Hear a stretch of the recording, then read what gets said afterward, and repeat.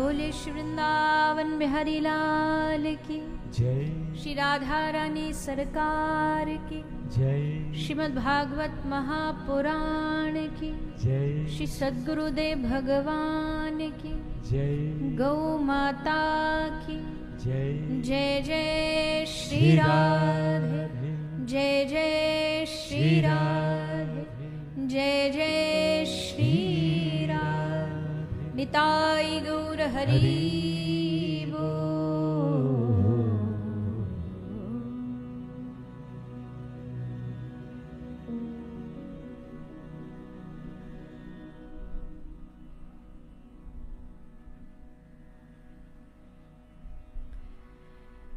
आइए चित सार सिंधु सर्वस्व भगवान श्री राधे गोविंद के चरण कमलों का ध्यान करते हुए सभी श्रीमद् भागवत गंगा में प्रवेश करें। पधारे हुए सभी हरि भक्तों वैष्णव जनों के चरणों में व्यासपीठ की ओर से आप सभी को मेरा प्रणाम। तृतीय दिवस की कथा में आज प्रवेश करते हुए हम सभी आज की बड़ी ही सुंदर तिथि एकादशी की पावन तिथि में भगवान की कथा को श्रवण कर रहे हैं। भगवान के जो प्रेमी जन होते हैं, भक्त जन होते हैं, वैष्णव होते हैं, उन लोगों के लिए एकादशी बड़ा ही पवित्र दिन माना जाता है। सब भक्त वैष्णव इस दिन उपवास रखते हैं, व्रत रखते हैं, ठाकुर जी की सेवा करते हैं, नाम जाप नाम संकीर्तन करते हैं।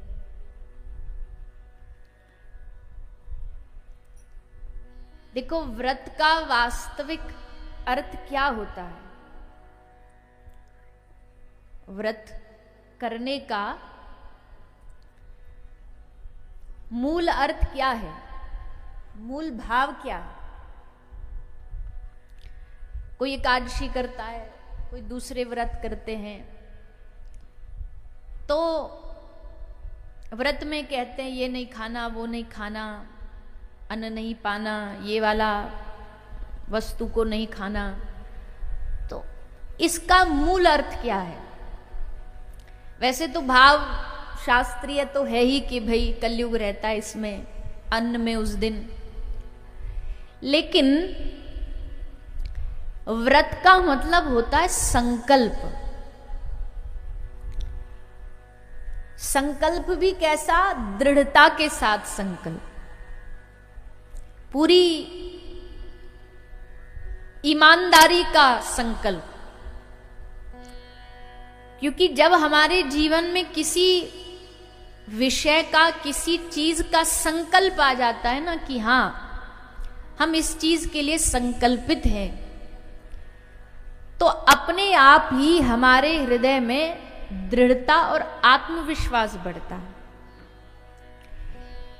जीवन में संकल्पित होना, किसी नियम को ले लेने से हमारा जो जीवन है वो मर्यादित हो जाता है। हमें पता है कि हमारे जीवन का ये नियम है, अब ये नहीं करना हमें, उससे हमारा आत्मबल बढ़ता है। हमारे जीवन में नियम इसलिए होते हैं ताकि हमारे आत्मविश्वास की वृद्धि हो। तो इसीलिए ये व्रत मतलब ये संकल्प कि हम ये नहीं करेंगे। हमारे जीवन का ये संकल्प है, फलाने दिन ये नहीं करेंगे, उस दिन ये नहीं करेंगे। तो जीवन में कुछ नियम होने बहुत आवश्यक है, जिससे हमारी जो जीवन है वो एकदम ट्रैक पर रहता है, रास्ते पर रहता है, भटकता नहीं। अब उस नियम में कोई भी नियम हो सकता है। कोई भोजन का व्रत ले लिया, भाई हम इस दिन ये भोजन नहीं खाएंगे। कोई किसी कर्म का ले लिया कि हमको ये दिन ये कर्म नहीं करना, ये भी व्रत है। और भोजन का व्रत तो बहुत आसान है, ये तो कोई बड़ी विषय, बड़ी बात नहीं है। पर अगर कोई किसी किसी कर्म का नियम ले ले कि ये हमें नहीं करना है, वो व्रत सबसे बड़ा व्रत माना गया। उसको निभाना भी थोड़ा मुश्किल है, क्योंकि मन जोश जोश में तो कभी कभी बड़े बड़े ले लेता संकल्प, बड़े बड़े नियम ले लेता, और जब उनको निभाने की बारी आती है तब पता लगता है भाई ये तो बड़े कठिन है।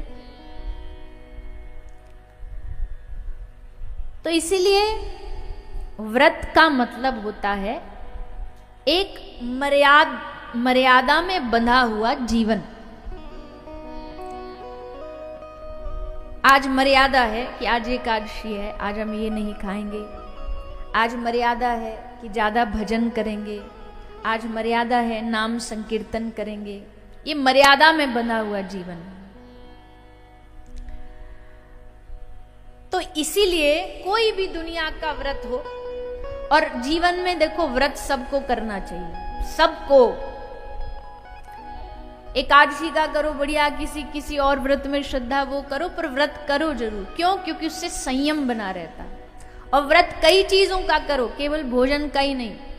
किसी दिन व्रत होना चाहिए कि हम ये शब्द नहीं बोलेंगे। कोई भी अगर हमारे जीवन में रहता हो गलत आदत, एक ऐसा व्रत लो कि आज के दिन हम गुस्सा नहीं करेंगे। अब गुस्सा आ भी रहा हो तो बोलना आज हमारा व्रत है, आज हम गुस्सा नहीं करेंगे। आज हमने क्रोध न करने का व्रत लिया है। कई लोगों को शब्द शब्द पर, मतलब बात बात पर अपशब्द बोलने की आदत होती है। उनके जुबान पर अपशब्द बैठ जाते हैं, गालियां बैठ जाती हैं। तो आज व्रत लो, हम अपशब्द नहीं बोलेंगे, कोई गलत वाक्य नहीं बोलेंगे। कई लोग को बात बात पर कसम खाने की आदत हो जाती है। कोई भी बात बोलेंगे हर लाइन में उनके होगा तुम्हारी कसम। और कसम भी अपनी नहीं खाते, मरवाते भी सामने वाले को है। अपनी नहीं खाएंगे, तुम्हारी कसम। सामने वाला भी जाने से डरे कि हर बात में हमारी कसम खाता, हमारी सौगंध खाता। लोगों को बड़ी विचित्र विचित्र आदतें होती है। किसी को फाड़ी पन्नी डाली मुंह में, ये आदत होती है। व्रत लो, आज हम ये नहीं खाएंगे, आज हम माल मसाला नहीं खाएंगे, ये हमारा आज का व्रत है। और भैया इस दुनिया का आज के कलयुग का सबसे बड़ा व्रत क्या है? बोले एक दिन हम फोन नहीं चलाएंगे। ये आज का सबसे कठिन व्रत है। ये कर लो तो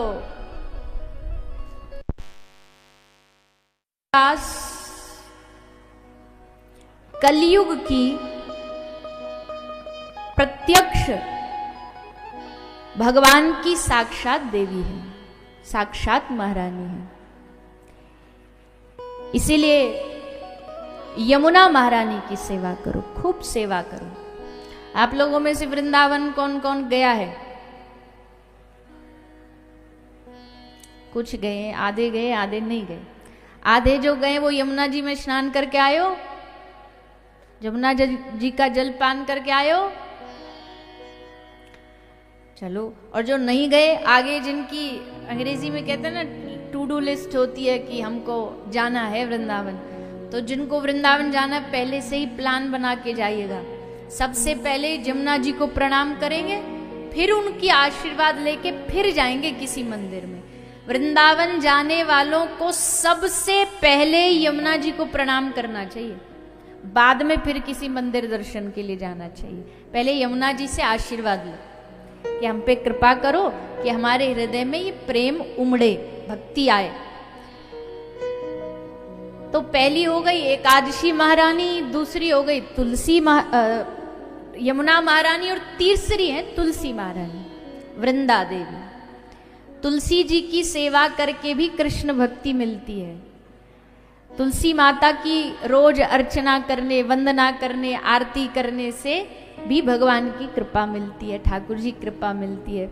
इसलिए पहली बात तो सबके घर में तुलसी होनी चाहिए। है कि नहीं है? सबके घर में है ना? हाँ, अच्छी बात है।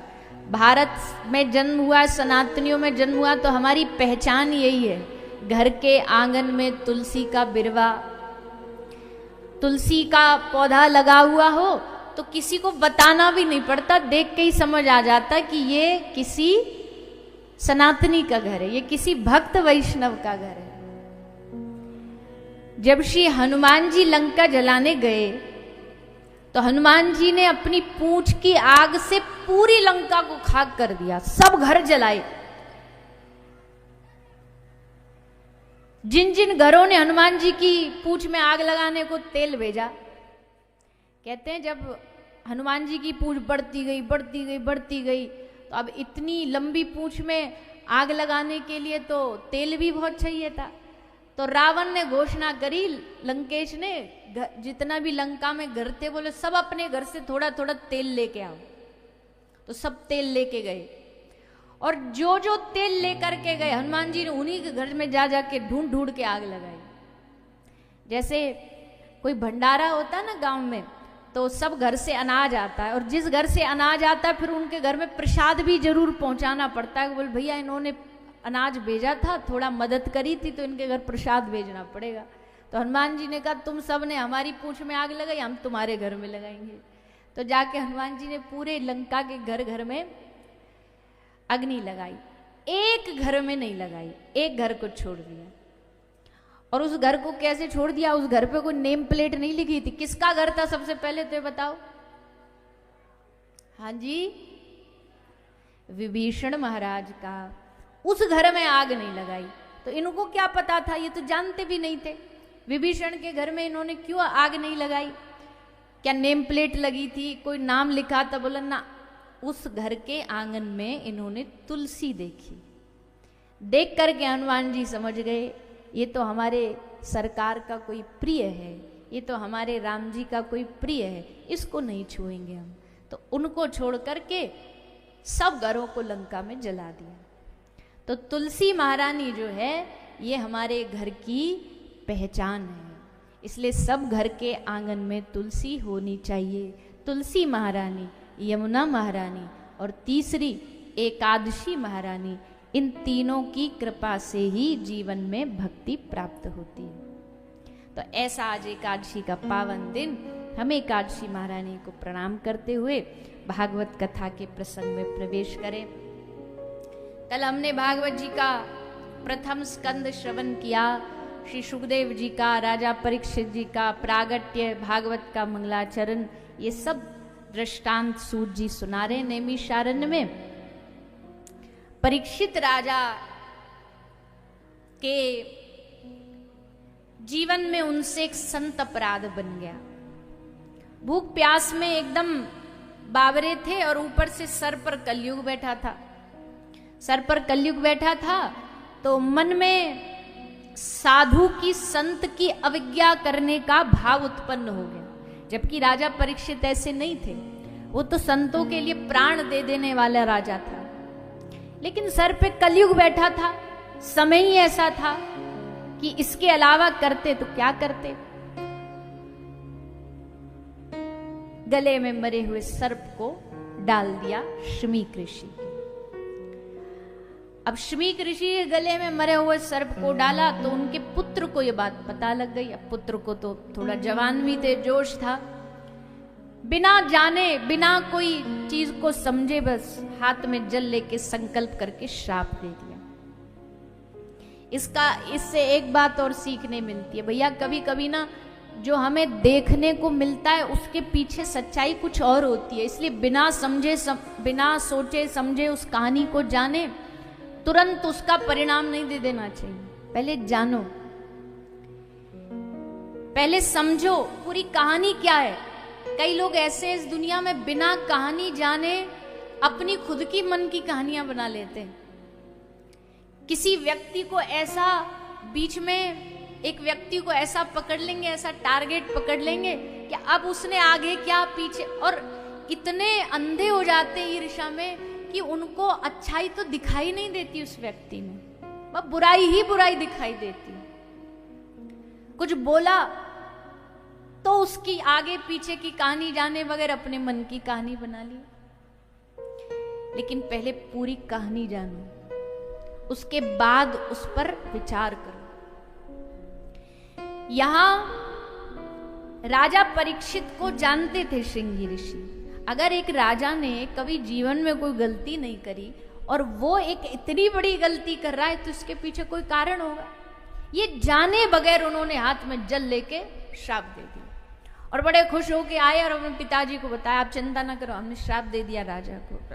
अब शमीक ऋषि तो बड़े बुद्धिमान, उन्होंने कहा, रे राम राम राम राम, ये तूने क्या अनर्थ कर दिया। अरे कम से कम पूछ तो लेता, जान तो लेता। वो राजा जो संतों के लिए अपनी जान छिड़कता है, क्या कारण रहा होगा कि आज उसने अपमान किया है। लेकिन अब तो भैया बाण हाथ से छूट गया। क्रिया करने के बाद अब पछताए होत क्या, जब चिड़िया चुग गई खेत। कई लोग कर देते हैं उसके बाद फिर पछताते, बोल देते हैं उसके बाद फिर पछताते। अब पछताने का क्या लाभ रहा। तो शमीक ऋषि ने सोचा अब श्राप तो लग गया, 7वें दिन तो राजा को मरना ही है, तो जाके क्यों ना राजा को पहले थोड़ा सावधान कर दिया जाए ताकि वो इन 7 दिनों का उपयोग करे। तो शमीक ऋषि गए और जाकर के राजा को सब कहानी सच्ची सच्ची बता दी। अब महाराज परीक्षित समझ गए कि ये हमारा अंतिम जीवन का समय चल रहा है, 7 दिन। अच्छा एक बात और देखो, भगवान का भक्त हर चीज में कैसे अच्छाई ढूंढ लेता है।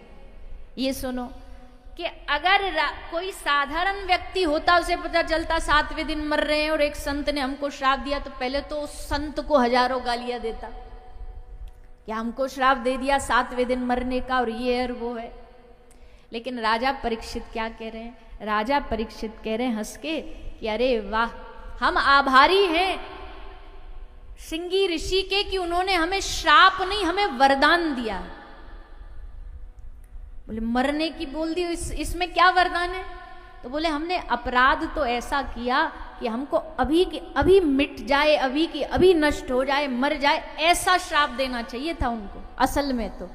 पर संत बड़े दयालु होते हैं, इसलिए उन्होंने हमको आज ही अभी ना मरने की बजाय 7 दिन का मौका दे दिया, 7 दिन का समय दे दिया है। भजन कर लो, भक्ति कर लो, साधु संग कर लो, सत्संग कर लो, ताकि इन 7 दिनों में तुम्हारा कल्याण हो जाए। वाह, साधु हो तो ऐसा। परीक्षित महाराज ने इसमें भी अच्छाई ढूंढ ली कि हमको 7 दिन का संत ने मौका दिया है, अवसर दिया है। कोई रास्ता नजर नहीं आ रहा था, 7वें दिन मृत्यु का किसी को पता चल जाए भैया तो क्या हालत होगी उस आदमी की। अपनी माता के पास गए, उत्तरा के पास। माता से पूछा, मां हमारी मृत्यु होने वाली है, क्या करें। माता उत्तरा ने धैर्य बांधते हुए राजा परीक्षित को समझाया कि पुत्र, जब तू जन्मा भी नहीं था ना, तेरा जन्म भी नहीं हुआ था, पेट में मेरे गर्भ में तेरी मृत्यु हो गई थी, उस समय भी तुझे बचाने वाले अगर कोई थे तो वो प्रभु थे। जब जन्म से पहले तुझे बचा सकते हैं तो आज मरण पर भी वही तुझे बचाएंगे।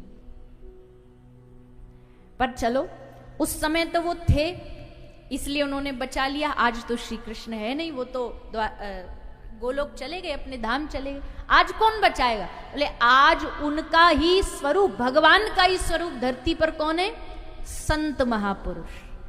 अब वो नहीं, पर उनके संत जन तुम्हें बचाएंगे। इसलिए जाओ और जाकर के संतों की शरण में पहुंच जाओ। तो राजा परीक्षित ने एक क्षण की भी देर नहीं लगाई, जान गए कि यही समय है। संतों के पास गए, गंगा के तट पर। हरिद्वार जब जाते हैं ना तो रास्ते में एक बड़ा सुंदर स्थान पड़ता है, शुक्रताल। उस शुकताल में गंगा का एकदम किनारा है, बहुत बड़ा वृक्ष है जहां बैठ के कथा हुई है।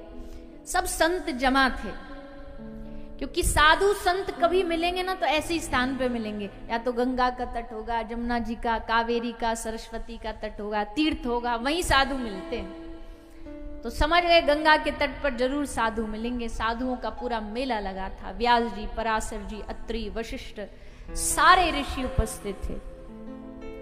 तो राजा परीक्षित गए, सबसे जाके प्रणाम करके प्रश्न किया, अतः पृच्छामि संसिद्धिम योगिनाम परमं गुरुम पुरुषस्य यत् कार्यं म्रियमाणस्य सर्वथा। राजा परीक्षित ने बड़ी समझदारी से सबसे पूछा कि महाराज,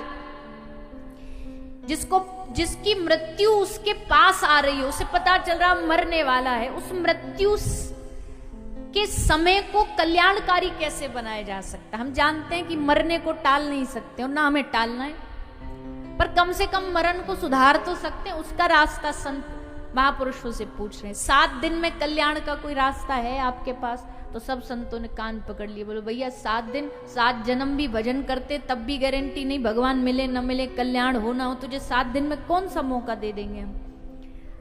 सब संत महापुरुष मौन रहे, चुप रहे, किसी के पास समाधान नहीं था। तभी तत्रा भवद भगवान व्यास पुत्रो यदिच्छसी गामटमानो नपेक्षा अलक्ष्यलिंगो निजलावतष्टो वृतश्य बालेर्वधूत वेशा। 16 वर्ष के सुखदेव जी आए। और कैसे आए? जब 16 साल के सुखदेव जी आ रहे ना, तो एकदम निर्वस्त्र, तन पे एक कोपीन भी नहीं है, क्यों? होश ही नहीं है शरीर का, हमने क्या पहना क्या ना पहना। वह आए जा रहे और उनके पीछे पीछे गांव के लोग, बूढ़े बच्चे, सब उनको पागल समझ करके उनके पीछे पत्थर मारते जा रहे। सबको लग रहा है 16 साल का इतना बड़ा समझदार व्यक्ति, और देखो निर्वस्त्र घूम रहा है, बावरा है, पागल है।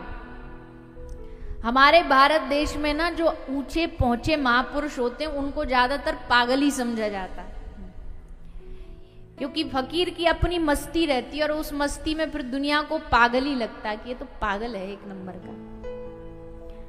तो सुखदेव जी को कोई पहचान नहीं पाया, वो संसार वाले। पर जब गंगा के तट पर आए और इतने बड़े बड़े संतों के बीच में पहुंचे, संतों ने सुखदेव जी को देख के ही समझ लिया, अरे ये तो परमहंस पधारे हैं। बड़े बड़े लंबी लंबी सफेद दाढ़ी वाले बूढ़े बूढ़े भी जो संत बैठे थे, वो 16 साल के सुखदेव जी के लिए आसन छोड़ के खड़े हो। से ऊपर मंच पर सिंहासन पर वट वृक्ष के नीचे उन्हें बिठाया गया। सुखदेव जी उस वृक्ष पे बैठे, आसन लगाया। परीक्षित राजा चरणों में बैठे और कहा, महाराज ये प्रश्न पूरे समाज के लिए है, केवल परीक्षित के लिए नहीं, पूरे विश्व के लिए, क्योंकि हर व्यक्ति हर दिन मृत्यु के नजदीक जा रहा है। हर व्यक्ति हर रोज एक दिन करके धीरे धीरे मौत के करीब जा रहा है। जैसे किसी का जन्मदिन होता है तो हम बड़ी खुशी से केक काटेंगे और ये जलाएंगे वो जलाएंगे और क्या कहेंगे, अरे भैया ये 30 साल के हो गए। पर अगर किसी संत महापुरुष की दृष्टि में देखो तो क्या कहेगा? वो ये नहीं कहेगा 30 के हो गए, बोलेंगे 30 के घट गए। अगर इनके जीवन में 60 साल का जीवन है तो 30 निकल गए, अब क्या खुशी मनानी? संत महापुरुष की नजर दृष्टि इस बात में जाती है, उनके लिए समय जा रहा है, सबके लिए जा रहा है। यहाँ जितने बैठे कौन सा किसी के लिए कोई समय बढ़ तो थोड़ी रहा है। जिस दिन से जन्म हुआ है समय घट ही रहा है, और इस घटते हुए समय में भी अगर हम भगवान का सुमिरन ना करें, याद ना करें, तो एक दिन 60 साल क्या 80 साल क्या 100 साल भी पूरे हो जाएंगे तो भी भगवान की याद, तो भी भगवान की भक्ति नहीं कर पाएंगे। इसलिए क्या करना है? महापुरुष कहते हैं,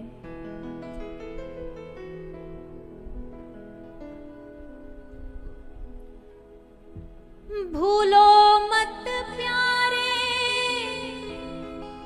बिहारी जी का नाम, भूलो मत प्यारे बिहारी जी का नाम। कुछ भी करो, बेटियों की शादी करनी है, काम धंधा सेट करना है, परिवार चलाना, करो, किसने रोका है आपको? बच्चों को बड़ा करना किसने रोका है आपको? नौकरी धंधा सेट करना किसने रोका है आपको? सब करो, पर उसके साथ साथ ठाकुर जी को मत भूलो। क्यों भूल जाओगे तो उससे हानि किसकी है? भगवान की थोड़ी, हमारी हानि है।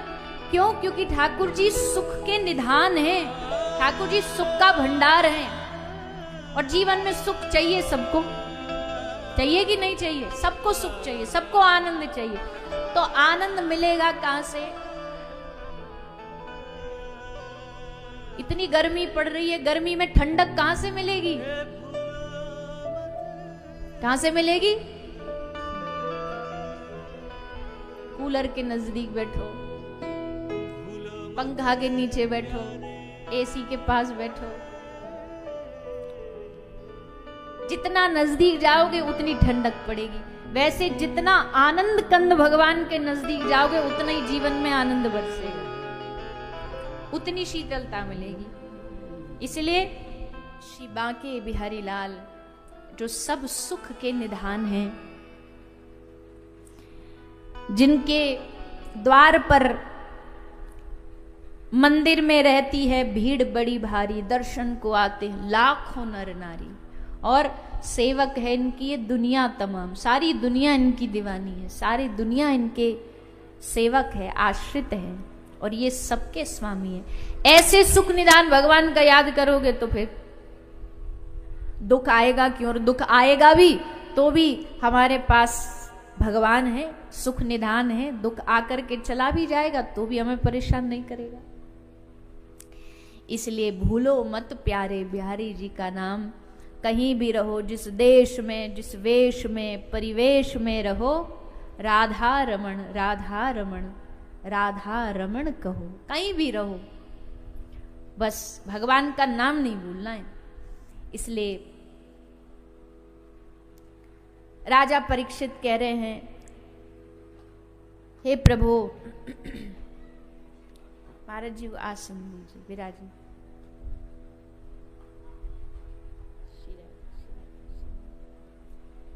विराजो बाबा।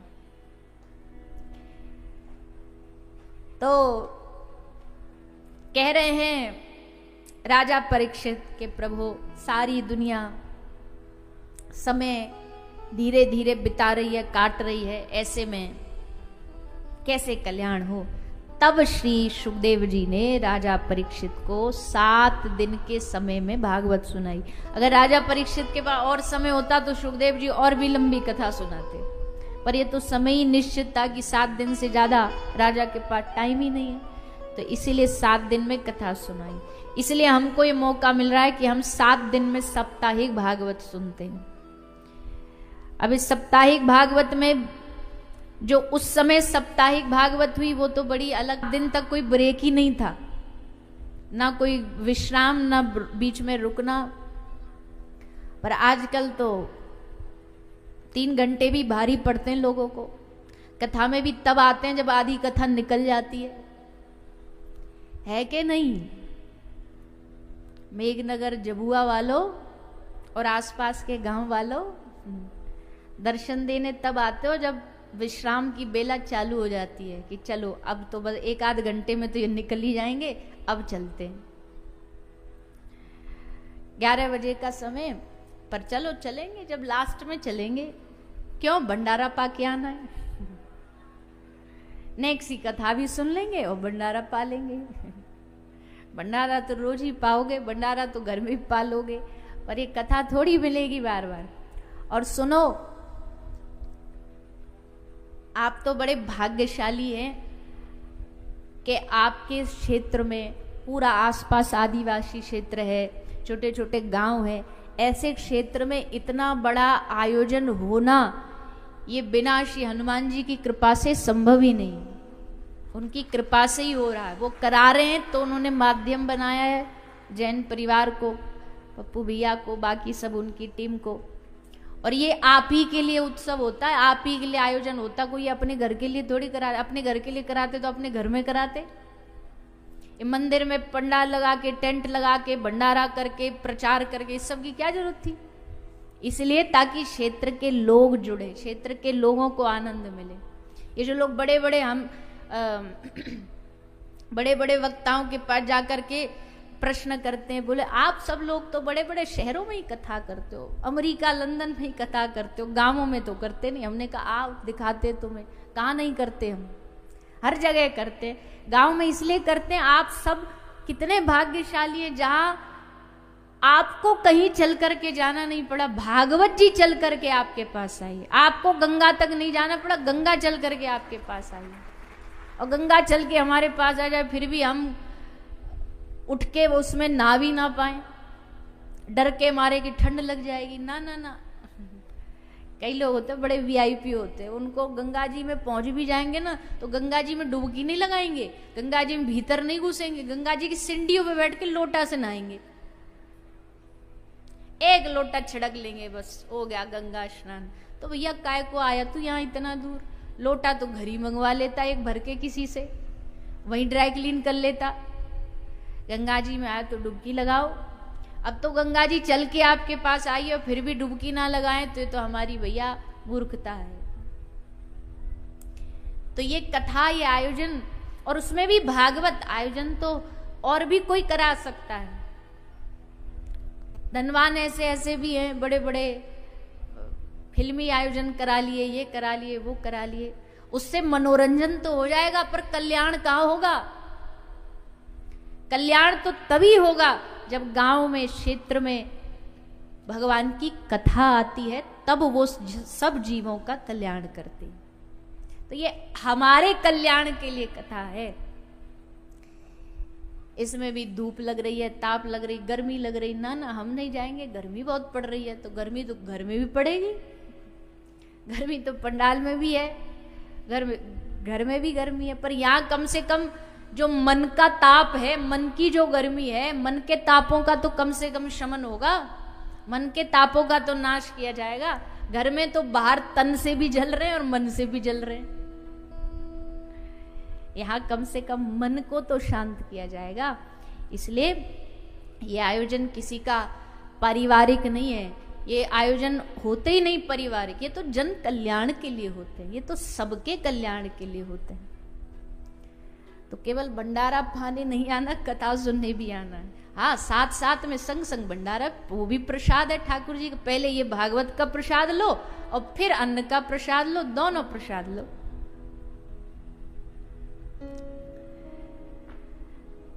तो हम कह रहे थे कि आज का समय ऐसा, लोगों 3 घंटे भी भारी पड़ता है कि भाई हम कथा कैसे सुने। 3 घंटे में भी 10 बार तो पैरों की पोजीशन बदल लेंगे।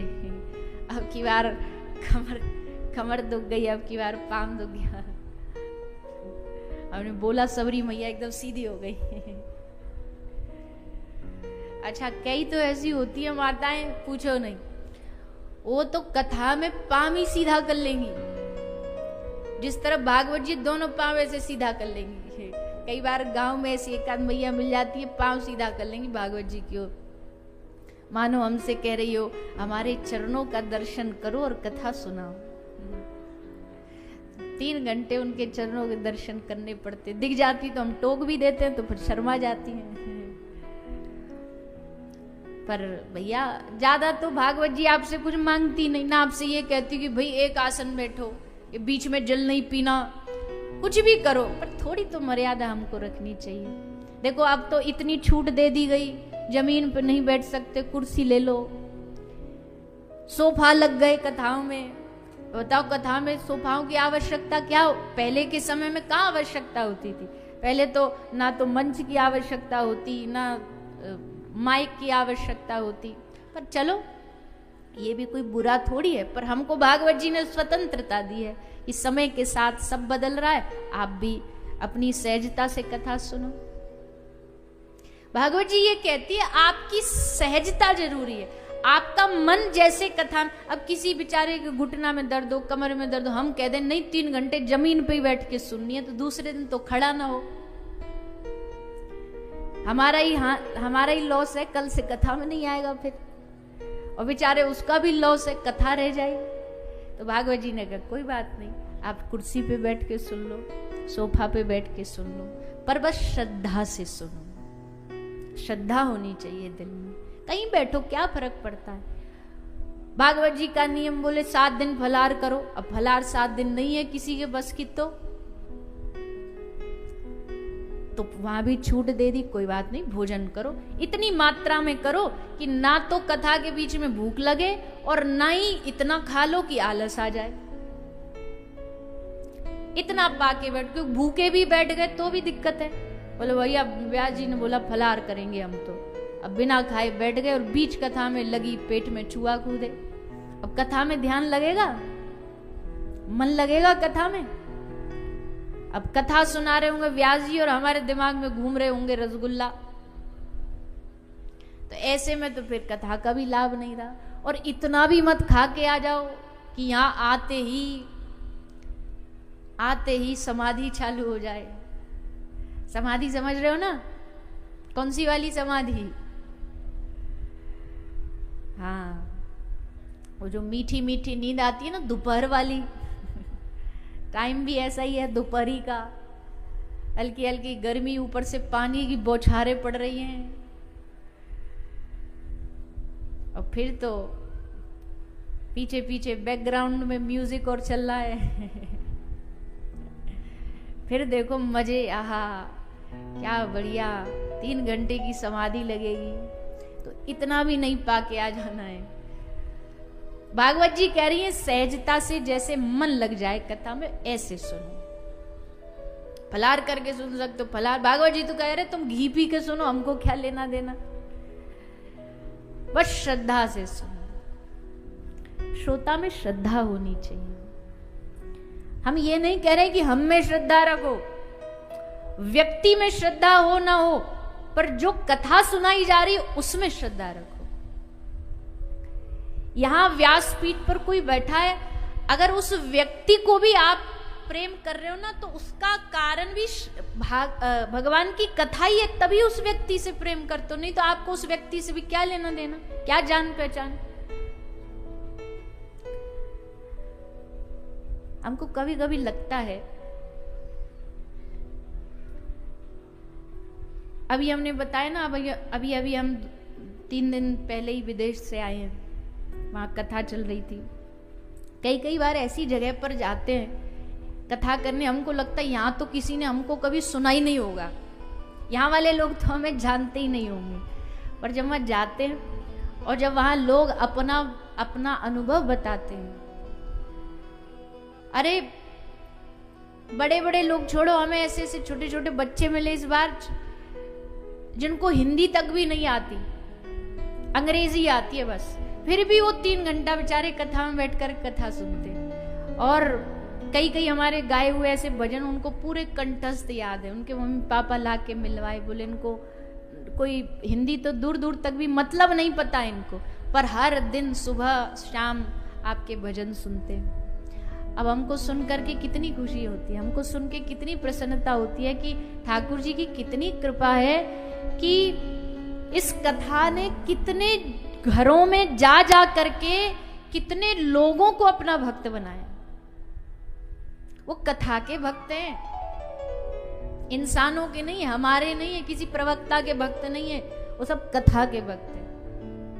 तो ऐसी कथा कई जगह, एक भैया हमसे मिलने आए थे एक जगह पर, उन्होंने बोला हमारा छोटा सा आदिवासी गांव है, तो वहां सब घर में टीवी नहीं है, एक ही घर में टीवी है, हमारे ही घर में। तो हम क्या करते हैं, बोले जब आपकी कथा आती है हम टीवी लगा देते हैं, पूरा गांव इकट्ठा हो जाता है, और जैसी कथा में पूरे नियम चलता वैसे ही हम बैठ के करते। जैसे आपकी कथा में आरती होगी तो सब गांव वाले अपने घर से दीपक लेकर के आएंगे और फिर टीवी की आरती करते हैं, भागवत जी की आरती हो रही है, 3 घंटा बैठ के कथा सुनेंगे बिना हिले डुले।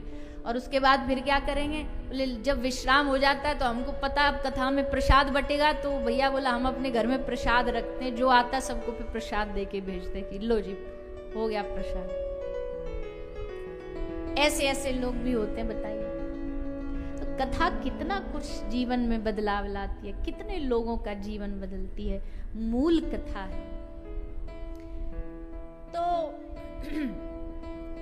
कैसे भी सुनो पर श्रद्धा से सुनो, श्रोता में श्रद्धा होनी चाहिए। श्रद्धा से ही इस कथा में भगवान प्रकट होते हैं, नहीं तो ये तो कहानी बन के रह जाएगी, ये तो मनोरंजन ही बन के रह जाएगा। पर श्रोता की श्रद्धा और वक्ता का विश्वास इस कहानी को कहानी नहीं, इसको साक्षात भगवान बना देता है। तो श्री सुखदेव जी महाराज राजा परीक्षित को कथा सुनाना आरंभ करते हैं। सब संत विराजमान हैं। प्रश्न से बड़े प्रसन्न हुए सुखदेव जी। कथा सुनाई, सृष्टि प्रकरण सुनाया। सबसे पहले कुछ सद्यो मुक्ति, क्रम मुक्ति का वर्णन सुनाया कि जीवन में भगवान को भजन करो, जीवन में भगवान की भक्ति करो, पर लोभ से मत करो। कोई लोभ नहीं रखना मन में भगवान की भक्ति करने के लिए। कई लोगों की भक्ति, आजकल भक्ति कम, अंधविश्वास ज्यादा हो गई है। यहां तहां अंधविश्वासों में भटकते रहते हैं। नहीं भैया, भगवान की भक्ति तो भगवान से प्रेम करने के लिए करनी चाहिए। पूजा पाठ इसलिए मत करो कि हमारी मनो इच्छा पूरी हो जाए। मन की इच्छा पूरी नहीं होगी तो क्या पूजा नहीं करोगे? मन की इच्छा पूरी नहीं होगी तो क्या भगवान का भजन नहीं करोगे? ऐसा जो सोचता है वो पापी है, अज्ञानी है, उसको कुछ नहीं पता। भगवान को भजने वाला तो भगवान को हर परिस्थिति में भजेगा, हर परिस्थिति में उनसे प्रेम करेगा। ठाकुर जी कुछ दे रहे हैं तब भी प्रेम करेगा, नहीं दे रहे हैं तब भी प्रेम करेगा। पर इसके चक्कर में कई बार हम अंधभक्ति में पड़ जाते हैं। जो हमें जैसा रास्ता बता देता वैसे ही हम भागने दौड़ने लगते हैं। पर भागवत जी क्या रास्ता बता रही है? अकामः सर्व कामो वा मोक्ष कामुदारधि तीव्रेन भक्ति योगेन यजेत पुरुष परम। भगवान की भक्ति सकामता से नहीं, अकाम, कोई कामना मत रहो। कामना रहितम, गुण रहितम, किसी भी प्रकार की कामना न होना मन में, किसी भी प्रकार की इच्छा न रख के भजन करने से भजन बढ़ता है। इच्छा रख के भजन करने से भजन नहीं बढ़ेगा। तो मन में ये भाव रखिए कि हमारा काम है भगवान को भजन करना। उसके बदले कुछ देना न देना वो उसकी मर्जी है, उस पे छोड़ दो। शर्त मत रखो। शर्त रख करके कहना कि भगवान हमें ये दो तब हम तुम्हारा भंडारा करेंगे, भगवान हमारा ये करो तब हम हनुमान जी का चोला चढ़ाएंगे। कई लोग नहीं होते, बोले ये इच्छा पूरी होगी तो हम लड्डू का प्रसाद चढ़ाएंगे, और अगर नहीं इच्छा पूरी हो तो बूंदी भी ना चढ़ाए। ऐसी नहीं होती भक्ति। भक्ति तो ये होती है हर हाल में हम उनसे प्रेम करेंगे, हर हाल में हम उनका नाम लेंगे, हम हर हाल में भजेंगे, चाहे वो कुछ करें हमारे साथ चाहे ना करें। इसी भक्ति का भागवत जी में निरूपण किया गया। इसको निष्काम भक्ति कहते हैं। ऐसी भक्ति से भगवान प्रसन्न होते हैं। तो सकामता का वर्णन किया। फिर सृष्टि प्रकरण सुखदेव जी सुना रहे। पहले भगवान के विराट रूप का वर्णन सुना रहे हैं। विराट रूप क्या है? ले भैया देखो, संसार जगत में जो भी आंखों से दिखाई दे रहा है आपको, ये सारा संसार भगवान ही है। ये पूरा संसार भगवत में है, भगवान से अलग नहीं है ये दुनिया। सब भगवान में समाये और सब भगवान से ही प्रकट हुए। ये आकाश, ये बादल, ये पृथ्वी, ये ब्रह्मांड, हम, ये वृक्ष, ये पक्षी, ये पशु, ये सब कहां से प्रकटे हैं? ये सब भगवान के अंगों से प्रकटे। भागवत जी में एक एक व्याख्या की गई है, किस अंग से क्या प्रकट हुआ है, ये सब सुखदेव जी ने बताया है। इसका मतलब ये है कि ये जो सारी दुनिया है ये भगवान ही है। इसलिए गोस्वामी जी ने कहा सिया राम में सब जग जाने। सब में सिया राम जी समाये, सब में हमारे ठाकुर जी समाये हैं। तो दो तरह के दर्शन होते हैं। एक दर्शन तो वो होता है जो केवल मंदिर में दिखाई दे, ये थोड़ा छोटा निम्न स्तर का भाव है कि एक ही जगह दिख रहे हैं भगवान, मूर्ति में बस। पर सबसे ऊंची भक्ति क्या है? बोले सिर्फ मूर्ति में नहीं, हर चीज में जिसको भगवान का दर्शन होने लगे वो होती है उच्च कोटि की भक्ति। प्रहलाद जी महाराज को उनके पिता ने खूब मरवाने की कोशिश करी। कभी होलिका आई, कभी गणों से मरवाया। एक बार बड़े बड़े दिग्गज हाथी बुलवाए, बड़े भयानक हाथी कि इनके पांव से कुचलवा के इसको मरवा देंगे। ऐसे हाथी सूंड मार दें, पाम मार दें, दांत मार दें तो पहाड़ के टुकड़े टुकड़े हो जाएं, दांतों से तोड़ दें उसे। इतने बड़े बड़े शक्तिशाली हाथी आए, लेकिन जब उन हाथियों ने आकर के प्रहलाद जी को मारने का प्रयास किया, जब अपने दांतों से उठा के फेंकने का प्रयास किया, तो प्रहलाद जी को तो कुछ नहीं हुआ, उल्टा जो वो हाथी थे उनके खुद के दांत टुकड़े टुकड़े पाउडर की तरह पिस गए। फिर लोगों ने पूछा प्रहलाद को, प्रहलाद तुझ में क्या ताकत है, क्या शक्ति है जो इतनी बड़ी बड़े हाथी भी तेरे सामने टिक न पाए। तब प्रहलाद जी ने कहा हंस करके, तुम्हें हाथी दिख रहे होंगे, मुझे ये हाथी नहीं दिख रहे, मुझे तो ये लगता है कि साक्षात मेरे ठाकुर जी रूप बदल करके आए हैं गजेंद्र बन करके। मेरे प्रभु आए, मेरे प्रभु मुझे क्यों मारेंगे भला? क्या इनमें मेरे नारायण नहीं है? और तो और जब हिरण्यकशिपु क्रोध में लड़ रहा है तो प्रहलाद जी ने खुद ही अपने पिता से कह दिया, बोले आप थोड़ी बोल रहे हो, आपके भीतर बैठे मेरे नारायण बोल रहे हैं। ये होती है भक्त की दृष्टि। परम श्रेष्ठ जो भगवान का भागवत भक्त होता है उसको हर वस्तु में, हर व्यक्ति में, हर चीज में भगवान नजर आते हैं, भगवान दिखाई देते हैं। इसलिए सारी सृष्टि जो है ये सर्वम विष्णुमयम जगत, ये सारा जगत विष्णुमय है, नारायणमय है, कृष्णमय है, राममय है, शिवमय है, सब उसमें समाये हैं।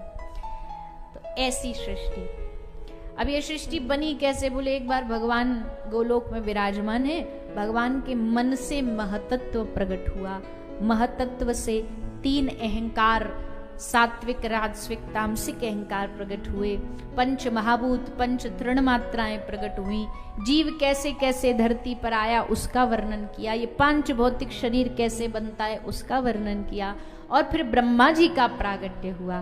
ब्रह्मा जी भगवान नारायण की नाभि कमल से प्रकट हुए। कमल से प्रकट होते ही ब्रह्मा जी को सामने 2 शब्द दिखाई दिए, त और प।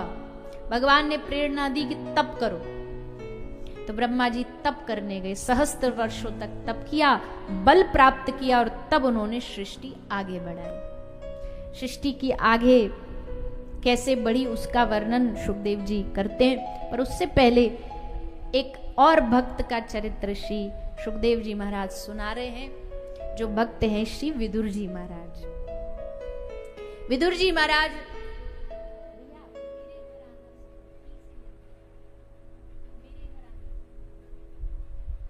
तो श्री विदुर जी महाराज के घर, उनकी कुटिया पर श्री ठाकुर जी किस प्रकार जाते हैं, कथा आप सब सुने होंगे कि भगवान जब आते हैं शांति दूत बनकर के, तो भगवान के मन में तो पहले से ही निश्चित था कि दुर्योधन का अन्न तो हमें खाना नहीं, पापी के घर तो हमें खाना नहीं, किसके यहाँ खाएंगे? विदुर जी को सूचना प्राप्त हो ही गई थी, विदुर जी को सूचना प्राप्त हो ही गई थी कि भाई प्रभु आने वाले हैं। तो विदुर जी ने पहले ही भगवान से मनी मन न्योता दे के कहा, हे नाथ, अगर हमको आप अधिकारी समझते हो तो आप हमारे घर आना और हम पर कृपा करना। तब ठाकुर जी विदुर जी की कुटिया पर पधारे। विदुर जी की पत्नी विदुरानी ने भगवान का खूब भव्य स्वागत सत्कार किया, ठाकुर जी की सेवा करी, और सेवा में कोई तो 56 भोग खिलाता है, कोई मिठाई मेवा मिष्ठान खिलाता है। विदुरानी ने क्या खिलाया? क्या खिलाया? बोलो ना जोर से। बेर? बेर तो शबरी जी ने खिलाए थे। केला का छिलके, अच्छा छिलके बोले, तो भगवान को वो पवाया और भगवान ने बड़े आनंद से पाया। इसका मतलब है कि भगवान कोई हमसे महंगी चीजों की मांग नहीं करते। कोई कहेगा हमारा घर तो बड़ा छोटा है, हम तो बड़े गरीब हैं, क्या हमारे घर भगवान आ सकते? रे क्यों नहीं आ सकते भगवान? बस आपको बुलाना आना चाहिए। तो जिस जिसको अपने घर ठाकुर जी बुलाने, किस किस को बुलाने? इसमें भी कंजूसी कर रहे हो, इसमें भी हाथ नहीं उठा सकते। चलो आए ना आए वो तो बाद की बात है, कम से कम प्रार्थना तो कर ही सकते हो। तो क्या कहना है? एक ब्रज का भाव है ये गोपी ठाकुर जी घर बुलाती है और क्या कहती है, गाइए सभी भाव से। मेरे घर आना सवरिया, तो है जाने ना दूंगी। मेरे घर आना सवरिया, तो है जाने ना दूंगी। हो जाने ना दूंगी तो है जाने ना दूंगी। जाने ना दूंगी तो है जाने ना दूंगी। जाने ना दूंगी तो है जाने ना दूंगी। जाने ना दूंगी तो है ठाकुर जी बोले ऐसे कैसे ना जान जाने देगी ना गोपी करी मैं रोक लूंगी। कैसे रोक लेगी? कर लूंगी बंद केवड़िया, तो है जाने ना दूंगी। कर लूंगी बंद केवड़िया, तो है जाने ना दूंगी। ओ कर लूंगी बंद केवड़िया, तो है जाने ना दूंगी। कर लूंगी बंद की बढ़िया, तो है जाने ना दूंगी। ओ मेरे घर आना सवरिया, तो है जाने ना दूंगी। मेरे घर घर आना सवरिया, तो है जाने ना दूंगी। ओ जाने ना दूंगी कान्हा, जाने ना दूंगी। जाने ना दूंगी कान्हा, जाने ना दूंगी। ओ जाने ना दूंगी शाम, जाने ना दूंगी। जाने ना दूंगी शाम, जाने ना दूंगी। ओ कर लूंगी ओ कान्हा कर लूंगी। ओ कर लूंगी बंद केवड़िया, तो है जाने ना दूंगी। कर लूंगी दूंगी बंदी की बढ़िया, तो है जाने ना दूंगी। मेरे घर आना सवरिया, तो है जाने ना दूं। मेरे घर आना तो छुप छुप के, घर आना तो छुप छुप के आना। ओ छुप छुप के आना कान्हा, छुप छुप के आना।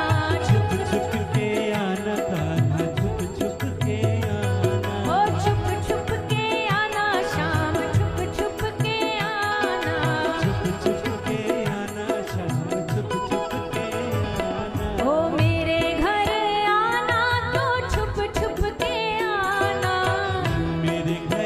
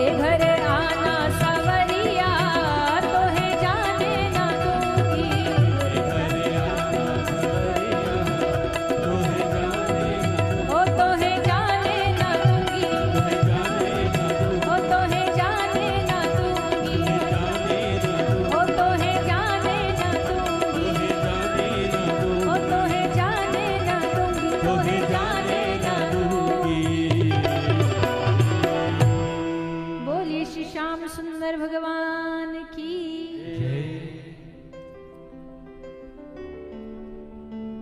तो सखी कहती है, गोपी कहती है, हे प्रभु आप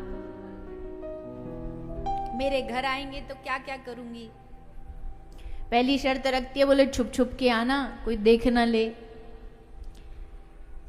फिर भगवान ने पूछा आएंगे तो क्या सेवा होगी हमारी। बोले दूध दही खवाऊंगी, चुन चुन कलियां सेज बिछाऊंगी, कारी कमरिया उड़ाऊंगी, और जब आप जाने लगोगे तो भगवान कहेंगे जाना तो पड़ेगा हमें। बोले ना जाने तो नहीं दूंगी। बोले कैसे नहीं जाने देंगे, हमारे तो 1000 काम है, तेरे घर ही थोड़े बैठे रहेंगे हम। गोपी बोली शरीर से भले चले जाओ पर दिल में बसाऊं तुम्हें मुरली मनोहर। दिल में तो रख ही सकते हैं, वहां कौन सा काम है।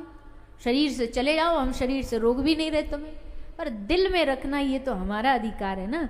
तो दिल में बसाऊं तुम्हें मुरली मनोहर, उससे होगा क्या। बोले सहज कटेगी उमरिया, बड़ी सहजता से उम्र कट जाएगी, क्योंकि हृदय में आप बैठे हो, मन में आप विराजे हो।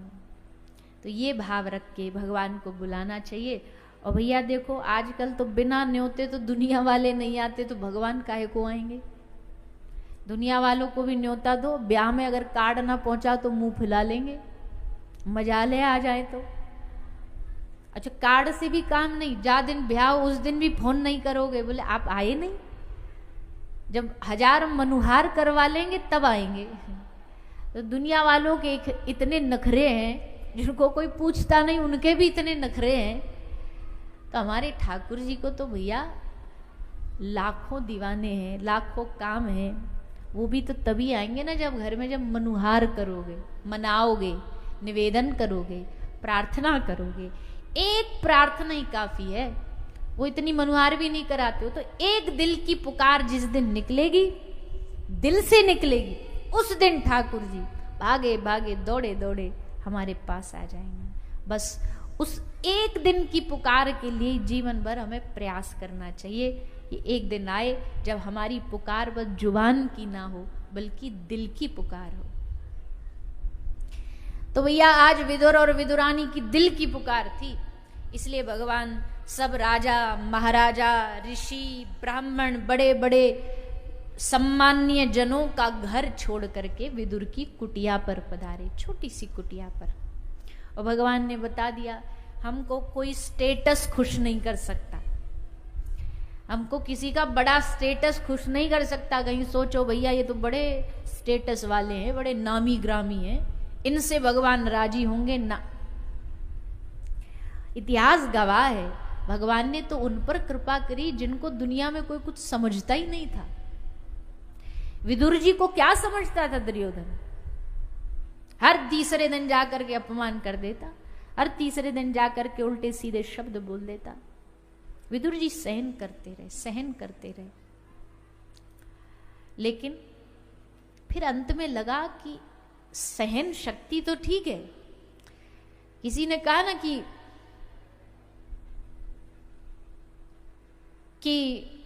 कोई कुछ भी कहे झुक जाओ, कोई कुछ भी बोले झुक जाओ, पर अगर बार बार तुम्हें ही झुकना पड़े तो फिर रुक जाओ।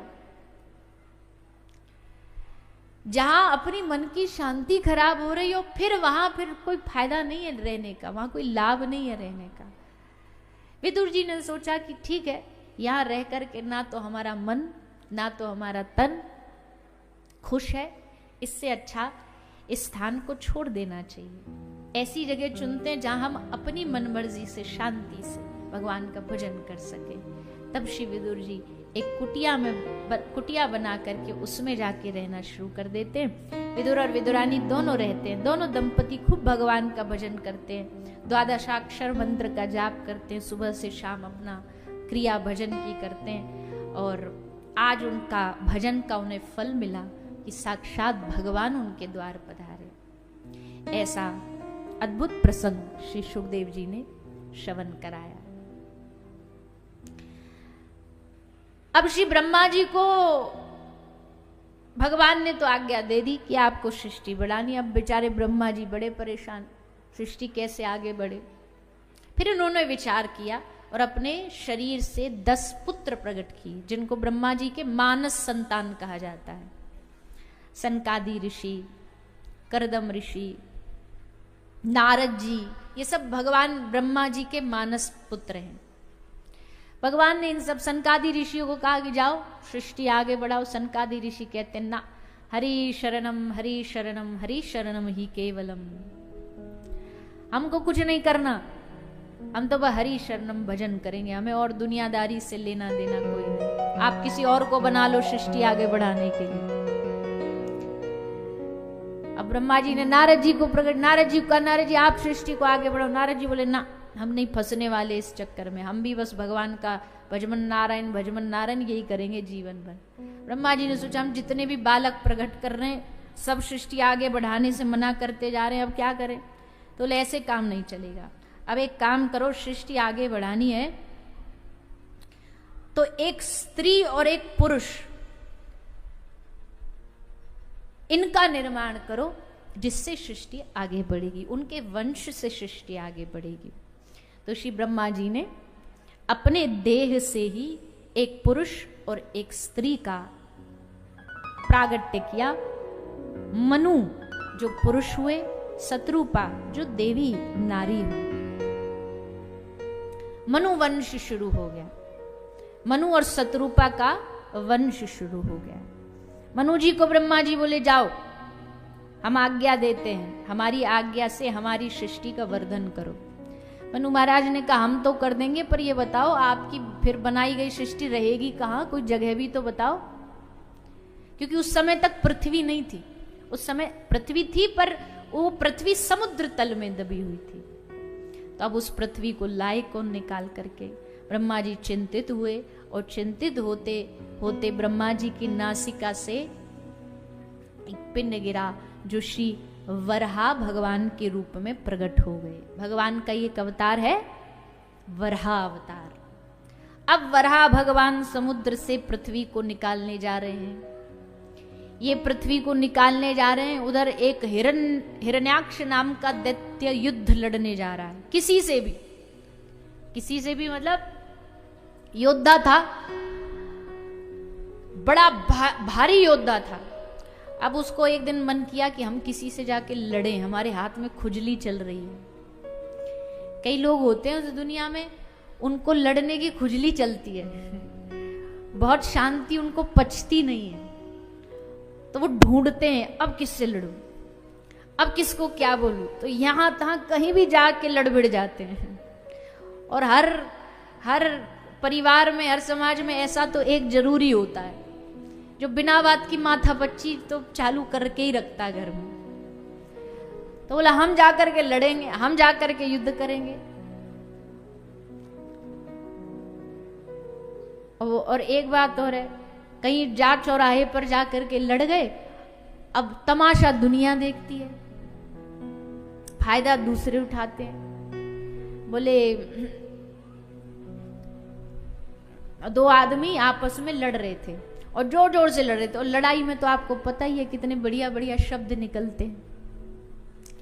हम शब्द क्या फूल झड़ते हैं कितने बढ़िया फूल झड़ते हैं। तो दोनों लड़ते लड़ते बोले, एक बोला हम तेरी खोपड़ी फोड़ देंगे, एक बोला हम तेरी टांग तोड़ देंगे, एक बोला हम तेरे हाथ तोड़ देंगे। तो भीड़ मजे ले रही थी, भीड़ का काम क्या मजे लेना। क्या हुआ, अरे कैसे लड़ रहे हैं। उनको पूरी स्टोरी जाननी होती है, पहले कहानी जाननी होती है। तो वो दोनों लड़ रहे हैं, हम तेरे हाथ तोड़ देंगे, हम तेरे पांव तोड़ देंगे, वो बोला मैं तेरी हड्डी तोड़ दूंगा। तो एक आदमी आया, उसने चुपचाप कान में कुछ बोला, जेब में कुछ रखा और चला गया। तो वो दोनों के जेब में रखा, कान में बोला, चला गया। दोनों शांत हो गए।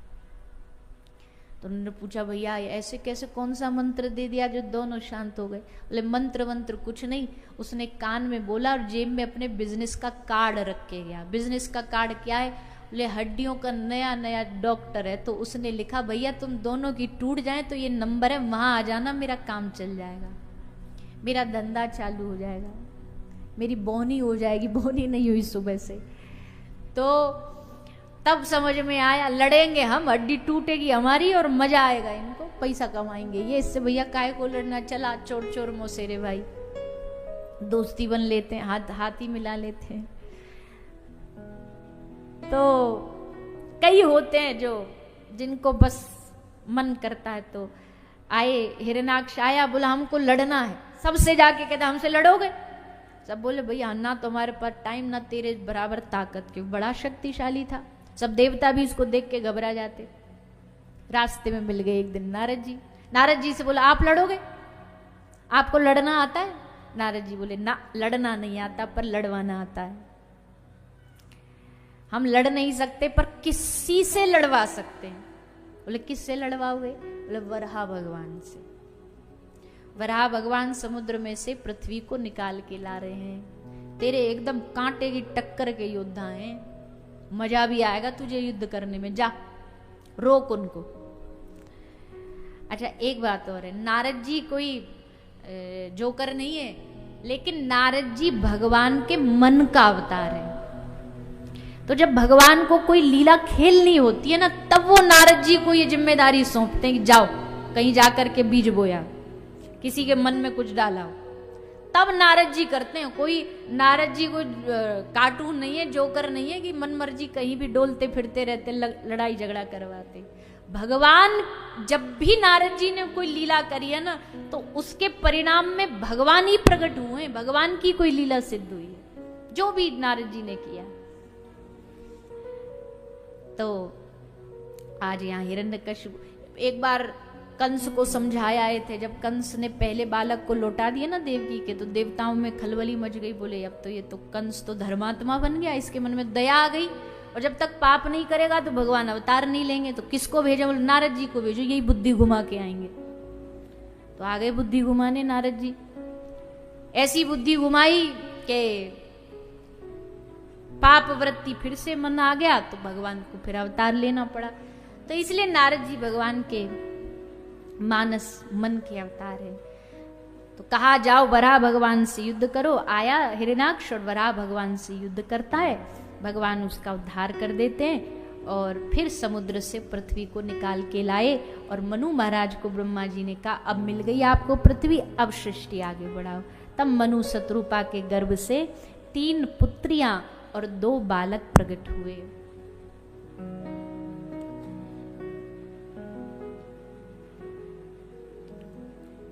आकुति, देहुति, प्रसूति तीनों माताएं प्रकट हुई। उत्तानपाद, प्रियव्रत महाराज 2 बेटा प्रकट हुए। इनकी पूरी वंश की कथा सुनाई जाती है। हम तो प्रणाम संक्षेप में सुनेंगे और आगे बढ़ेंगे।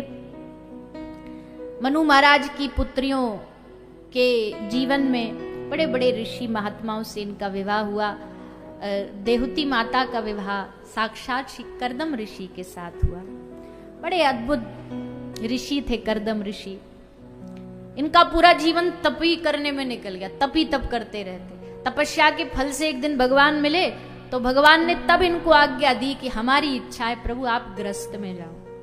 कर्दम ऋषि ने कहा महाराज हमको गृहस्थ में काहे को फंसा रहे हो, हम अच्छा भला यहाँ तप कर रहे हैं, बाबा जी बने बैठे। तो भगवान ने कहा नहीं, हमारी इच्छा है इस धरती पर आने की, अवतार लेने की। और भगवान तभी अवतार लेते हैं जब कोई सदगृहस्थ दंपति मिलता है। भगवान को धरती पर आने के लिए किसी सदगृहस्थ गृहस्थी के माध्यम से आना पड़ता है। इसलिए भगवान खोजते हैं कि कोई सदगृहस्थ मिले। आजकल गृहस्थी तो सभी है, पर सदगृहस्थी ये बड़े मुश्किल से ढूंढने मिलते हैं, जिनके जीवन में संयम भी हो, सदाचार भी हो, ये बहुत कम है। शास्त्र कहते धन्यम ग्रस्ताश्रमम, ग्रस्ताश्रम बड़ा धन्य होता, पर उनका धन्य होता है जिनके जीवन में, जिन्होंने अपने ग्रस्ताश्रम को वास्तविकता में आनंद से, संयम से बिताया। उनके घर ही ठाकुर जी आते हैं संतान के रूप में। तो श्री कर्दम ऋषि का विवाह देहुति माता के साथ हुआ। मनु महाराज की पुत्री देहुति के लिए भगवान ने आज्ञा दी। देहुति मैया से विवाह कर लिया कर्दम ऋषि ने, और विवाह करते ही तपस्या पर बैठ गए। तब किया। अब माता देहुति ने सोचा कि हम तो ब्याह के आई और ये तो आते ही आंख मूंद के बैठ गए, पर फिर सोचा कि हम पतिव्रता नारी है, हमें यहाँ बैठ करके इनकी सेवा करनी चाहिए। सेवा करी, जब तक ये तपस्या पर बैठे रहे देवती मैया ने वहां बैठ के इनकी सेवा करी। और कोई एक आध दिन के लिए नहीं बैठे तपस्या पे, कई सालों तक तप पे ही बैठे रहे। जवानी में ब्याह हुआ तब से तब बैठे, और जब तपस्या से उठे आंख खोली तो ये भी बूढ़े हो गए, मैया भी बूढ़ी हो गई। देख करके पहचान नहीं पाए, देवी आप कौन हो? तो इन्होंने परिचय दिया, हम आपकी धर्म पत्नी है, हमें ब्याह के लाए थे आप। और आते ही तपस्या पर बैठ गए, हम तब से आपकी सेवा कर रही हैं। कर्दम ऋषि देवी देहूति के इस भाव को देख के, सेवा भाव को देख के बड़े प्रसन्न हुए, और फिर एक अपनी तपस्या के फल से एक बड़ा सुंदर विमान बनाया। उसमें अनेकों दास दासियां जो देहूति मैया की सेवा करती हैं, उनका श्रृंगार करती हैं, और श्री कर्दम ऋषि देहूति मैया के साथ उस विमान में सरोवर में जाकर के निवास करते हैं। और वहां 9 कन्याओं का प्रागट्य होता है, जो बाद में 9 ऋषियों को दे दी गई। हमारे इतिहास के बड़े बड़े ऋषियों के साथ उनका विवाह हुआ, और उनसे ही ब्राह्मणों की परंपरा चालू हुई। भारद्वाज ऋषि, अत्रि ऋषि, वशिष्ठ ऋषि, इन सब के साथ अपनी 9 कन्याओं को ब्याया। पर अभी भी वो तो पल का तो इंतजार था जिसके लिए भगवान ने इनको गृहस्थ में भेजा था, कि भगवान कहते मैं अवतार लूंगा।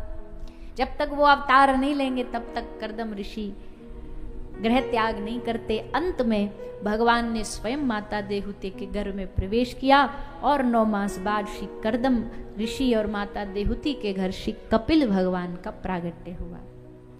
पुत्र का जन्म हो गया। कर्दम ऋषि ने कहा, हमने देखो वादा किया था भगवान से कि आप आ जाएंगे, उसके बाद हम निकल जाएंगे भजन पर। बस गृह त्याग करके श्री कर्दम ऋषि प्रभु को प्रणाम करके, परिक्रमा करके वन में चले गए। पीछे से देहूति मैया और कपिल भगवान आपस में एक दूसरे के साथ रहते। एक दिन माता देहूति ने, जानती तो है कि भगवान है, कोई बेटा नहीं है मेरा, तो उनके साथ बैठ करके कुछ चर्चा करी, उनके सामने बैठ करके कुछ प्रश्न किए, और उन सब प्रश्नों का समाधान श्री कपिल भगवान ने किया है। यहाँ कपिल देहूति संवाद सुनाया जाता है। संवाद में किस प्रकार माता देहूति ने अपने मन के भावों को रखा, सबका उत्तर कपिल भगवान ने दिया। भक्ति के बारे में, कर्म के बारे में, धर्म के बारे में सब समाधान करते हुए अंत में माता को आदेश दिया कि माँ आप जाओ, अब गंगा सागर के तट पे जाके तप करो, भजन करो। इसका मतलब क्या है? इसका मतलब यह है कि भगवान की माँ हो जाने के बाद भी कोई ये नहीं कह सकता कि अब हमें भजन करने की जरूरत नहीं है, क्योंकि अब तो भगवान मिल गए, भगवान की माँ बन गई, अब क्या भजन करना। भजन सिर्फ भगवान को पाने के लिए नहीं किया जाता, ये सबको समझना चाहिए। भगवान मिल जाने के बाद क्या भजन छोड़ देंगे? भजन तो आत्म सुखाए, अपने मन के सुख के लिए किया जाता है। भगवान मिल भी जाए तो भी भजन रहेगा और डबल होगा। कोई ये कहे कि भाई हम तो सिर्फ भगवान को पाने के लिए भजन कर रहे हैं, नहीं, इतिहास गवाह है भगवान मिल जाने के बाद भी भगवान आदेश दे रहे हैं अब भजन पे जाओ, अब भजन करो, और खुद करो। चाहते तो भगवान ये भी कह सकते हैं, अरे हम जिसके घर में पैदा हो गए, यहाँ लिखा है कि भगवान का भक्त जिस घर में पैदा होता है उसकी 21 पीढ़ी आगे की और पीछे की तर जाती है। अब जिस घर में भगवान ही पैदा हो जाए, सोचो उसको क्या करने की जरूरत है? कोई पुण्य, कोई भजन करने की जरूरत है? पर भगवान ने कहा नहीं। देखो भैया, बाकी सब ठीक है, भजन सबका अपना अपना पर्सनल है। घर में अगर 10 सदस्य है ना, तो सबका भजन अपना अपना अलग अलग होना चाहिए। कोई किसी के में मेल मिलावट, मेल जोल नहीं चलता। यहाँ पर सबका अपना अपना भजन खुद करो। पति भजन करेगा तो पति को मिलेगा, पत्नी भजन करेगी तो पत्नी को मिलेगा। ये गलत फहमी में भैया लोग ज्यादा रहते हैं, पुरुष लोग ज्यादा रहते हैं। मैयाओं को बोलेंगे तू कथा सुना, बस हमें उसी से बेड़ा पार हो जाएगा, तू दान पुण्य कर ले, हम तो उसी से तर जाएंगे। ऐसे कैसे तर जाओगे? तो ये भी बोल दिया करो, तू ही खाना, तू ही भोजन खा ले, हमारा उसी से पेट भर जाएगा। ऐसा तो नहीं बोलते। खुद को तो 56 भोग चाहिए, सब माल चाहिए। तो सबको अपना अपना भजन करना चाहिए समय निकाल करके। बच्चे हैं बच्चे अपना भजन करें, बड़े हैं बड़े अपना भजन करें, बूढ़े हैं बूढ़े अपना भजन करें। सबका भजन उनका उनके साथ जाएगा, किसी का किसी को नहीं लगने वाला। बोले हमारा भजन उसको लग जाएगा, हमारा भजन उसको, किसी को नहीं लगेगा। पुण्य लग सकते हैं पर भजन नहीं लग सकता। भजन तो खुद करो, अपने लिए करो। ये कुछ लोग होते हैं बोले हम उसके कल्याण के लिए एक माला कर दें क्या? अरे उसका कल्याण भगवान करेंगे।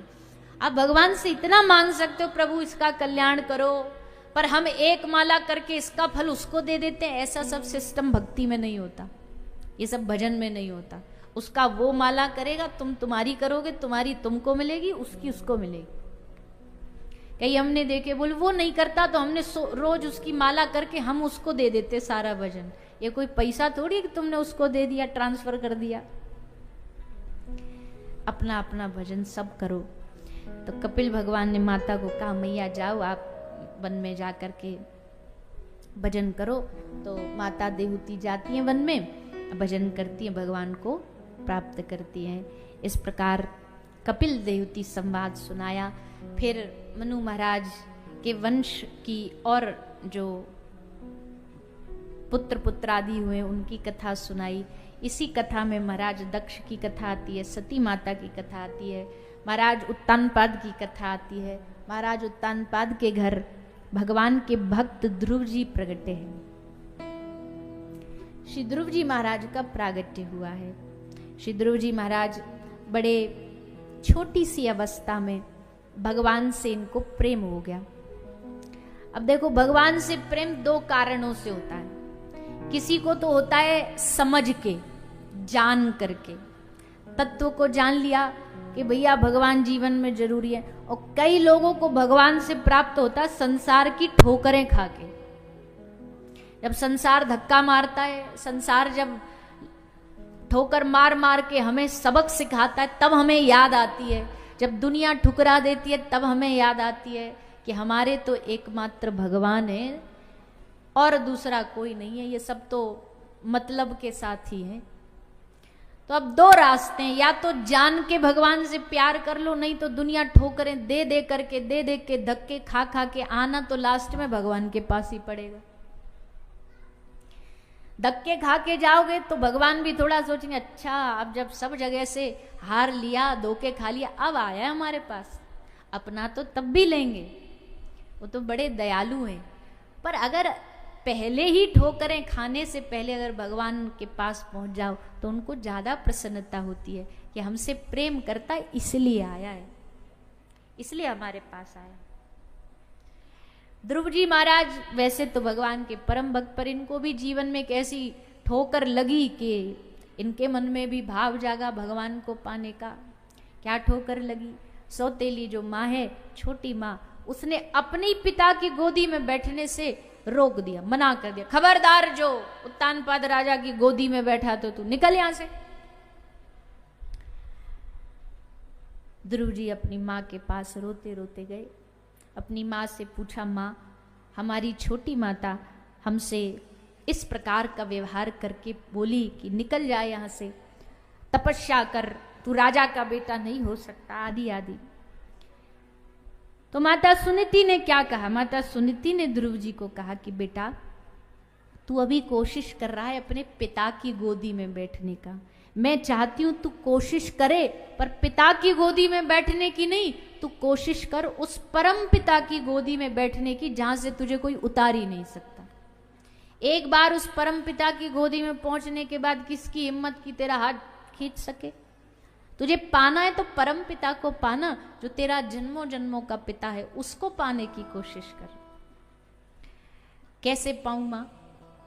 बोले जा वन में भजन कर। बोले मैं तो इतना छोटा सा हूं, कौन मेरा ध्यान रखेगा वहां पर? माता ने हंस के कहा, जब 9 महीना तू गर्भ में था, जिसने वहां ध्यान रखा वो अब भी रखेगा। गर्भ में तेरा भगवान ने ध्यान रखा। और हम छोड़, इंसान तो चलो फिर भी, हमारा तो घर होता है, परिवार होता है, हमें देखभाल के लिए डॉक्टर है, हमारा कोई रोग हो जाए उसके लिए हॉस्पिटल है। इन पशु पक्षी जीव जंतुओं का कौन है? इनका ध्यान कौन रखता है? चींटी का ध्यान कौन रखता है? फिर भी जीती है। क्यों? क्योंकि उसका ध्यान रखने वाला वो है। पशु पक्षियों का भोजन कौन ध्यान? जंगल में इतने पशु रहते हैं, कौन जाता है उनको रोज रोटी खिलाने के लिए? पर भगवान ने सब व्यवस्था कर रखी है। कौन जाता है शेर को भोजन खिलाने के लिए? और भगवान ने सबके भोजन की अलग अलग व्यवस्था कर रखी है। कौन कहाँ कैसे जिएगा, कैसे रहेगा। समुद्र के उस गहराई में जहां एक आध वैरायटी नहीं, करोड़ों करोड़ों प्रकार के जीव रहते हैं, मछलियां रहती है, करोड़ों प्रकार की प्रजातियां रहती हैं, उनका ध्यान कौन रखता है? उनका ध्यान भी श्री हरि रखते हैं, ठाकुर जी रखते हैं। सबका ध्यान भगवान रखते हैं। फिर भगवान जब सबका ध्यान रखते, क्या मनुष्य का नहीं रखेंगे? क्या मानव का नहीं रखेंगे? और मानव के पास तो फिर भी बोली है, हाथ है, पांव है, बुद्धि है, सब कुछ कर सकता है। और सबसे ज्यादा शक्ति मानव के पास है अगर और प्रजातियों में देखा जाए, पर सबसे ज्यादा चिंतित भी मानव ही है। कहीं एक अनाज की बोरी रिक्शे वाले के रिक्शे से गिर गई नीचे, तो इतने में ही इधर से कुत्ता आ गए, इधर से कबूतर आ गए, इधर से कोई पक्षी आ गया, इधर से गाय आ गई, सब उसको खाने लगे। मनुष्य भी आ गया। अब वो खड़ा होकर के देख रहा है। कुत्ते ने खाया, खा के चला गया। कबूतर ने 2-4 दाने जितने खाने खाया, खा करके चला गया। गाय आई, उसने अपना खाया, फिर किनारे पे बैठ के जुगाली करने लगी। पेट भरता गया, सब जाते गए। मनुष्य आया, मनुष्य ने पहले तो खाया, और खाने के बाद जो बचा फिर उसको सारी को पोटली में भर के घर ले जाने लगा। उसको देख करके भगवान बोले, वाह रे जीव। पक्षी को तो बेचारे को पता भी नहीं कल खाने को मिलेगा कि नहीं मिलेगा, ना हाथ है ना पांव है, फिर भी वो बिना चिंता किए दाना खा के चुप करके उड़ गया। पर एक मनुष्य खा भी लिया, घर के लिए बांध भी लिया, और फिर भी चिंता है कि पता नहीं कल मिलेगा कि नहीं मिलेगा। तो इसलिए सुनीति मैया कहती है श्री ध्रुव महाराज से कि बेटा तेरा ध्यान ईश्वर रखेगा, तू चिंता ना कर, तू बस जा वन में भजन कर। तो श्री ध्रुव जी निकले घर से और जंगल में जा रहे थे। रास्ते में नारद जी मिले।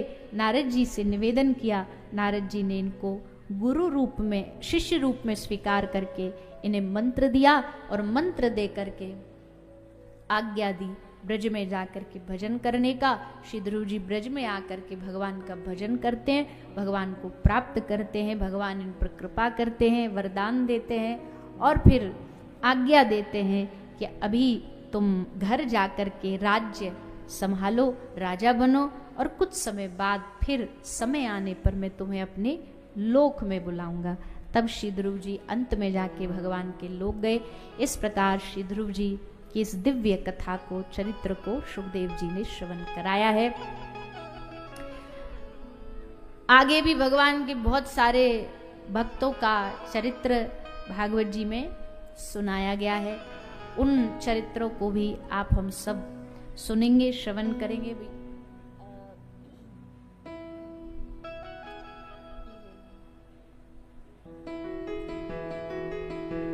उन चरित्रों को भी आप हम सब श्रवण करेंगे।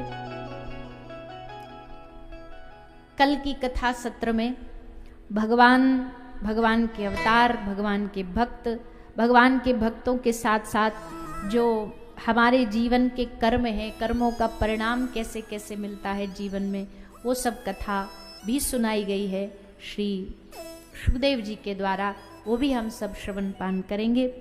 और साथ ही साथ कल की कथा में ठाकुर जी का प्रागट्य उत्सव है, नंद महोत्सव है।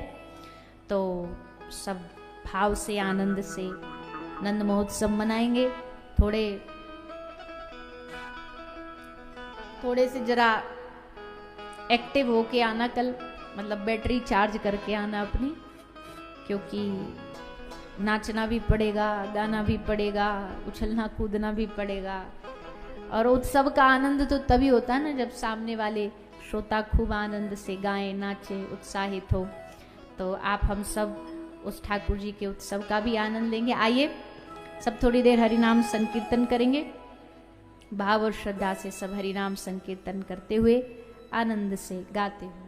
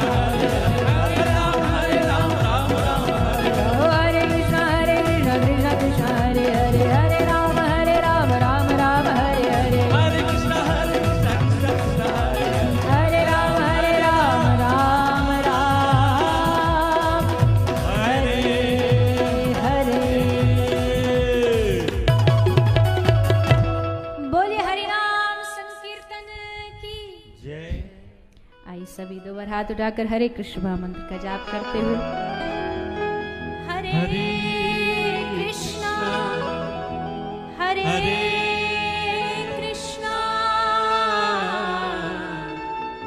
कृष्णा हरे हरे राम हरे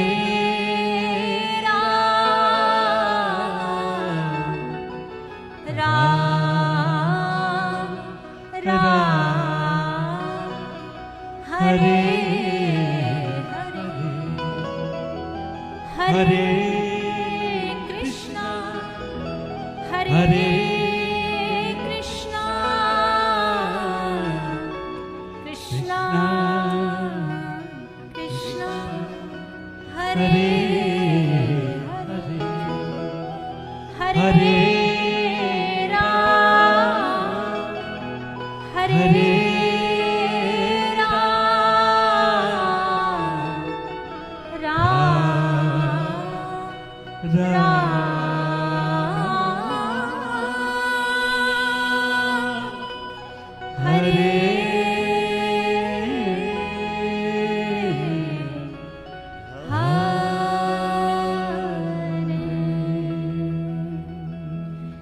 बोलिए श्री वृंदावन बिहारी लाल की जय। श्रीमद् भागवत महापुराण की जय। गौ माता की जय। सत्य सनातन धर्म की जय। जय जय श्री राम जय जय श्री राम जय जय श्री राम निताई गौर हरि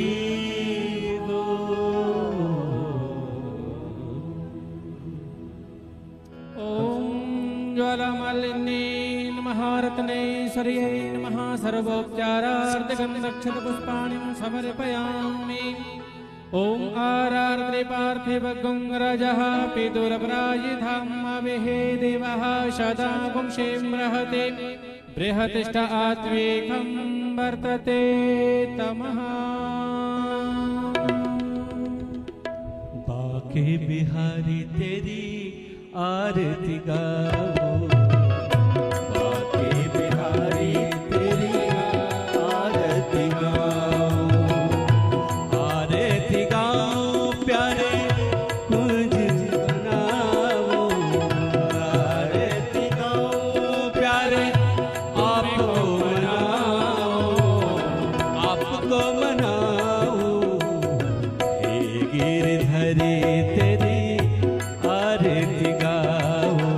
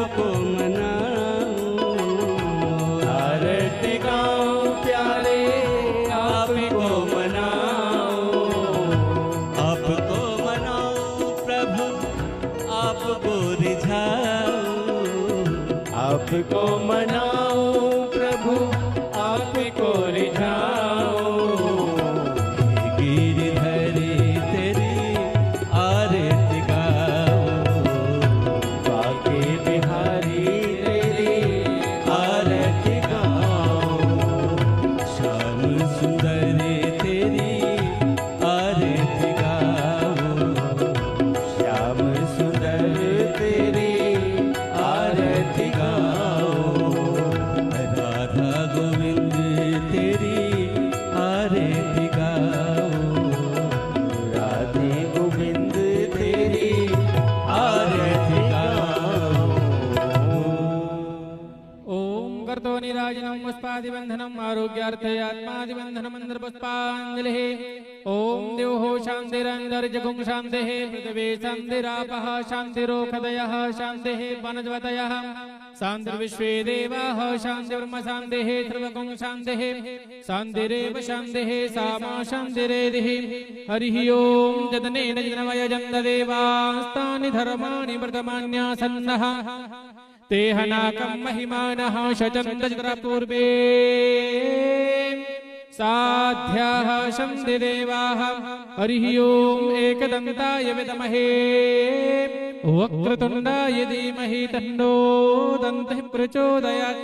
हरिः ओम गोसुरभ्यै च विद्महे सर्वशक्त्यै च धीमहि तन्नो श्रीकामधेनुः प्रचोदयात्। सेवन्तिकावकुलचम्बके पाठलाब्जे पुन्नः गजाति करवीर रसाले पुष्पै बिल्वप्रवाल तुलसी दल मंजरी भेतां पूजयामि जगदीश्वर मे प्रसीदा। नानासुगन्ध पुष्पाणि यथा कालोद्भवानि च पुष्पाञ्जलिर्मया दत्ता गृहाणा परमेश्वरः। मंत्र पुष्पांजलि समर्पयामि श्रीमद्भागवत महापुराण पुरुषोत्तमाय नमः।